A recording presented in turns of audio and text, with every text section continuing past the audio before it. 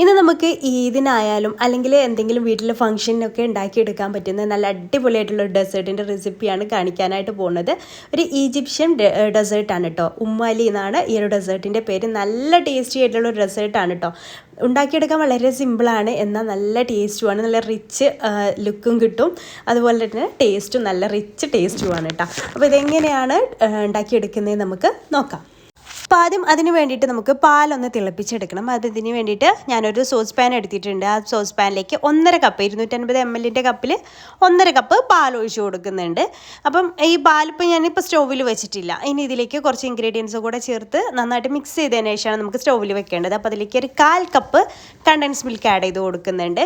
അപ്പം ഇത് എന്താ പറയുക, ചേർത്താൽ നമ്മുടെ ഈ ഒരു ഡെസേർട്ടിന് നല്ല ടേസ്റ്റാണ്. അപ്പോൾ നിങ്ങളുടെ കയ്യിലില്ലാന്നുണ്ടെങ്കിൽ പഞ്ചസാര മാത്രം ചേർത്താലും മതി. അപ്പോൾ ഞാനിവിടെ ഒരു 1/4 കപ്പ് പഞ്ചസാര കൂടെ ഇതിലേക്ക് ചേർത്ത് കൊടുത്തിട്ടുണ്ട്. 1/4 കപ്പ് കണ്ടൻസ് മിൽക്കും 1/4 കപ്പ് പഞ്ചസാരയാണ് ചേർത്തിട്ടുള്ളത്. അപ്പോൾ കണ്ടൻസ് മിൽക്ക് കയ്യിലുണ്ടെങ്കിൽ എന്തായാലും മസ്റ്റായിട്ടും ചേർത്ത് കൊടുക്കട്ടെ, എന്നാൽ അതിൻ്റെ കറക്റ്റ് ടേസ്റ്റ് കിട്ടുള്ളൂ. എന്നിട്ട് ഇതുപോലെ നന്നായിട്ട് മിക്സ് ചെയ്തതിന് ശേഷം നമുക്ക് സ്റ്റൗവിൽ വെച്ചാൽ മതി. എന്നിട്ടിത് നന്നായിട്ട് തിളപ്പിച്ചെടുക്കണം. ഒരു 2-3 മിനിറ്റ് നേരം തിളപ്പിച്ചെടുക്കണം. ഇതുപോലെ ഇളക്കി കൊടുക്കാൻ മറക്കരുത് കേട്ടോ, കാരണം നമ്മൾ കണ്ടൻസ് മിൽക്കൊക്കെ ചേർത്തുകൊണ്ട് തന്നെ അടിക്ക് പിടിക്കാനൊക്കെ ചാൻസ് ഉണ്ട്. അതുകൊണ്ട് തന്നെ ഇത് എപ്പോഴും ഇങ്ങനെ ഇളക്കി കൊടുക്കണം. അപ്പോൾ അതിങ്ങനെ തിളക്കാൻ തുടങ്ങിയിട്ടുണ്ട്. അങ്ങനെ 2-3 വറ്റിച്ചെടുക്കുന്ന ആവശ്യമില്ല, പക്ഷേ 2-3 മിനിറ്റ് നേരം നന്നായിട്ടൊന്ന് തിളപ്പിച്ചെടുക്കുക. സൈഡിലൊക്കെ ഇങ്ങനെ പാലിങ്ങനെ പറ്റി പിടിക്കുന്നതൊക്കെ ഉണ്ടെങ്കിൽ അതൊക്കെ വടിച്ചിട്ട് ഈ ഒരു പാലിലേക്ക് തന്നെ ആക്കുക കേട്ടോ. അതിൻ്റെ ഫുള്ള് ഇതിൽ തന്നെ വരാൻ വേണ്ടിയിട്ടാണ്. അതുപോലെ പാലെടുക്കുമ്പോൾ ശ്രദ്ധിക്കേണ്ടത് നല്ല ഫുൾ ഫാറ്റ് മിൽക്ക് തന്നെ എടുക്കുക, നല്ല കട്ടിയുള്ള പാൽ തന്നെ എടുക്കാൻ ശ്രദ്ധിക്കുക, എന്നാലും നല്ല ടേസ്റ്റ് ഉണ്ടാവുകയുള്ളൂ. അപ്പോൾ അങ്ങനെ 3 മിനിറ്റ് തിളപ്പിച്ചെടുത്ത ശേഷം നമുക്കിത് ഫ്ലെയിം ഓഫ് ചെയ്യാം.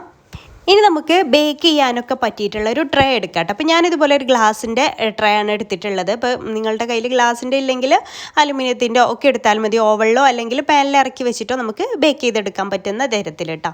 പിന്നെ നമുക്ക് വേണ്ടത് മെയിനായിട്ടുള്ള ഇൻഗ്രീഡിയൻറ്റ് എന്ന് പറയുന്നത് ബ്രെഡാണ്. ബ്രെഡ് വെച്ചിട്ടാണ് നമ്മൾ ഈ ഒരു ഡെസേർട്ട് തയ്യാറാക്കിയെടുക്കുന്നത്. അപ്പോൾ അതിൻ്റെ അരികുവശമൊക്കെ ഒന്ന് കളയുക കേട്ടോ. അപ്പോൾ ഞാനിവിടെ ആദ്യം 6 സ്ലൈസ് ബ്രെഡ് എടുത്തിട്ടുണ്ട്.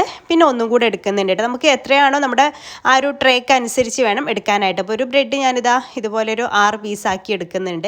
അപ്പോൾ നിങ്ങൾക്ക് ഇതിലാറ് ചെറുതാക്കണമെന്നുണ്ടെങ്കിൽ അങ്ങനെ ചെറുതാക്കുകയും ചെയ്യാം. അപ്പോൾ നമ്മുടെ ഇഷ്ടത്തിനനുസരിച്ച് ഇതുപോലെ ഒന്ന് കട്ട് ചെയ്തിട്ട് എടുക്കാം. എന്നിട്ട് നമ്മൾ എടുത്ത് വെച്ചിട്ടുള്ള ട്രേ ഉണ്ടല്ലോ, ആ ട്രേയിലേക്ക് ഇത് വെച്ച് കൊടുക്കാം. കറക്റ്റിൽ തന്നെ വെച്ച് കൊടുക്കണമെന്നൊന്നുമില്ല, അങ്ങനെ ഇങ്ങനെയൊക്കെ വെച്ച് കൊടുത്താലും കുഴപ്പമൊന്നുമില്ല. ഇതുപോലെ എല്ലാ ഭാഗത്തേക്കും ഫില്ലാകുന്ന രീതിയിലൊന്ന് വെച്ച് കൊടുത്താൽ മതി. അപ്പോൾ അങ്ങനെ ടോട്ടൽ 7 സ്ലൈസ് ബ്രെഡാണ്. അപ്പോൾ ഇത് ബ്രെഡ് വെച്ചിട്ടാണ് നമ്മൾ ഈ ഒരു ഡെസേർട്ട് ചെയ്യുന്നതെന്നുണ്ടെങ്കിലും പക്ഷേ ബ്രെഡിൻ്റെ ടേസ്റ്റ് ഒന്നും ഇതിന് വരില്ല കേട്ടോ. അത്രയും പൊളി ടേസ്റ്റാണ്. അപ്പോൾ ഞാൻ ഇങ്ങനെ പറയാൻ കാരണം ഒരിക്കലെങ്കിലും നിങ്ങളൊന്ന് ട്രൈ ചെയ്ത് നോക്കാൻ വേണ്ടിയിട്ടാണ്. അത്രയും ടേസ്റ്റി ആയിട്ടുള്ള ഒരു ഡെസേർട്ടാണ്. അപ്പോൾ ഇതുപോലെ എല്ലാം നിരത്തി വെച്ച് കൊടുത്തിട്ടുണ്ട്. ഇനി അതിൻ്റെ മുകളിലായിട്ട് നമുക്ക് ഇഷ്ടമുള്ള നട്ട്സൊക്കെ ഒന്ന് സ്പ്രെഡ് ചെയ്ത് കൊടുക്കാം. അപ്പോൾ ഞാനിവിടെ ബദാമും കാഷ്യും അതുപോലെ പിസ്താഷ്യും ഒക്കെ ഇട്ട് കൊടുക്കുന്നുണ്ട് കേട്ടോ. നിങ്ങളുടെ കയ്യിൽ ഏതാണോ ഉള്ളത് അതെല്ലാം ഒന്ന് ഇട്ട് കൊടുക്കുക.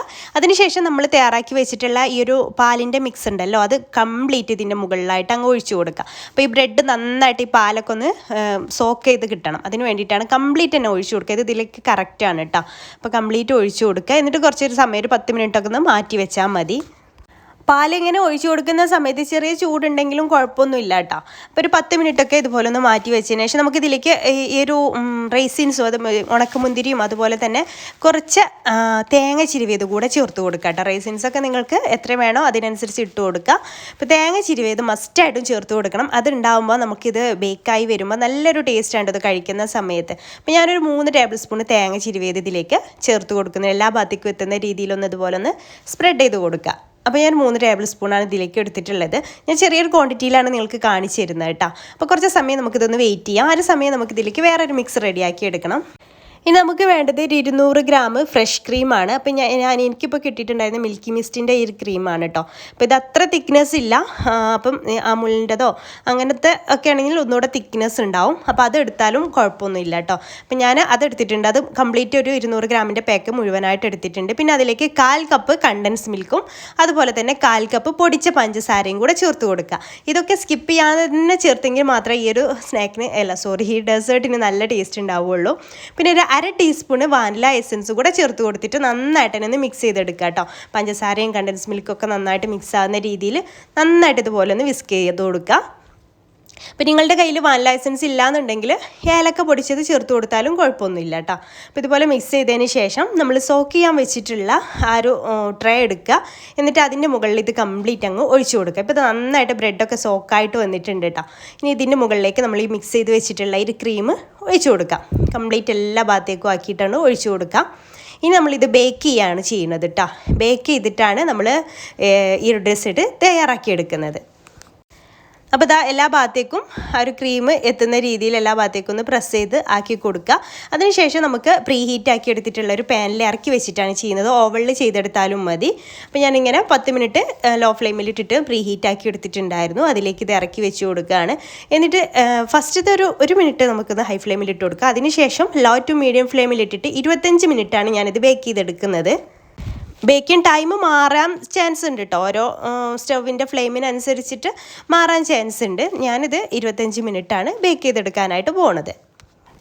അപ്പോൾ ഒരു 25 മിനിറ്റൊക്കെ ആയിട്ടുണ്ട്. അപ്പോൾ ഞാനിത് തുറന്ന് നോക്കണം. അപ്പോൾ കണ്ടോ, അത് നന്നായിട്ട് അങ്ങ് പൊങ്ങി വന്നിട്ടുണ്ട്. സൈഡൊക്കെ ഇങ്ങനെ ചെറുതായിട്ട് ഇങ്ങനെ ബ്രൗൺ കളർ ആയിട്ട് വരുന്നുണ്ട്. അതുപോലെ സെൻറ്റർ ഭാഗം ഇങ്ങനെ ചെറിയൊരു ഒട്ടലുണ്ടാവും കേട്ടോ. പക്ഷെ അത് തണുക്കുന്ന സമയത്ത് റെഡിയായി വരും. അപ്പോൾ ഇത്രയും ആയി കഴിഞ്ഞാൽ ഇത് പൊങ്ങി വന്നത് കണ്ടാൽ തന്നെ ഇത് ബേക്കായി തന്നെയാണ് കേട്ടോ അർത്ഥം. പക്ഷേ ഇത് പൊങ്ങൽ നമ്മളിത് തണുക്കുന്ന സമയത്ത് അത് താഴ്ന്നു പോകും കേട്ടോ. അത് എപ്പോഴും പൊങ്ങി നിൽക്കുകയൊന്നുമില്ല.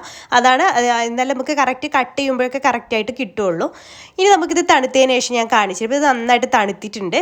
നമുക്കിതിൻ്റെ മുകളിലായിട്ട് കുറച്ച് നട്ട്സും കൂടെ വേണമെന്നുണ്ടെങ്കിൽ ചേർത്താൽ മതി. ആദ്യം കുറേ ചേർത്തതാണ്, വേണമെന്നുണ്ടെങ്കിൽ മാത്രം ചേർത്താൽ മതി. കുറച്ച് നട്ട്സും അതുപോലെ റൈസിൻസൊക്കെ ഒന്ന് ഇട്ട് കൊടുക്കുന്നുണ്ട്.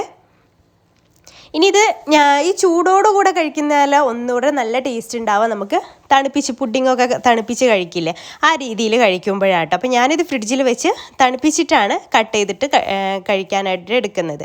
ഒരു 2-3 മണിക്കൂർ ഫ്രിഡ്ജിൽ വെച്ചിട്ട് തണുപ്പിച്ചതിന് ശേഷം ഞാൻ എടുത്തിട്ടുണ്ട്. അപ്പോൾ ഇത് നമുക്ക് പുഡിങ്ങൊക്കെ കട്ട് ചെയ്യുന്ന അതേപോലെ കട്ട് ചെയ്യാനും പറ്റും കേട്ടോ. പിന്നെ ഇത് കഴിക്കുന്ന സമയത്ത് നമുക്ക് ബ്രെഡാണെന്ന് ഫീൽ ചെയ്യേ ഇല്ല. അത്രയും പൊളി ടേസ്റ്റാണ് ഇത് കേട്ടോ. കട്ട് ചെയ്യുമ്പോൾ തന്നെ നിങ്ങൾക്ക് മനസ്സിലാവും പുഡിങ്ങൊക്കെ കട്ട് ചെയ്യുന്ന പോലെ തന്നെ നമുക്ക് പെർഫെക്റ്റ് ആയിട്ട് കട്ട് ചെയ്യാനും പറ്റുന്നുണ്ട്. അപ്പോൾ എന്തായാലും നിങ്ങൾ ഒരിക്കലെങ്കിലും ഇത് ട്രൈ ചെയ്ത് നോക്കുക. ഇതിന് തന്നെ ഒന്ന് ട്രൈ ചെയ്ത് നോക്കുക. ട്രൈ ചെയ്യുന്ന സമയത്ത് ഫീഡ്ബാക്ക് അറിയിക്കാൻ മറക്കരുത് കേട്ടോ. അതുപോലെ തന്നെ നമ്മുടെ ചാനൽ സബ്സ്ക്രൈബ് ചെയ്യാതെ കാണുന്നവരുണ്ടെങ്കിൽ പ്ലീസ് ഒന്ന് സബ്സ്ക്രൈബ് ചെയ്തിട്ട് സപ്പോർട്ട് ചെയ്യുക. അതുപോലെ FB പേജ് ഫോളോ ചെയ്യാത്തവരുണ്ടെങ്കിൽ പ്ലീസ് ഒന്ന് FB പേജും കൂടെ ഫോളോ ചെയ്തിട്ട് സപ്പോർട്ട് ചെയ്യാം കേട്ടോ. അപ്പോൾ ഇൻഷാ അല്ലാഹ് പുതിയൊരു നല്ല റെസിപ്പി ആയിട്ട് നമുക്ക് അടുത്തൊരു ദിവസം കാണാം. അതുവരേക്കും ബൈ. Thank you.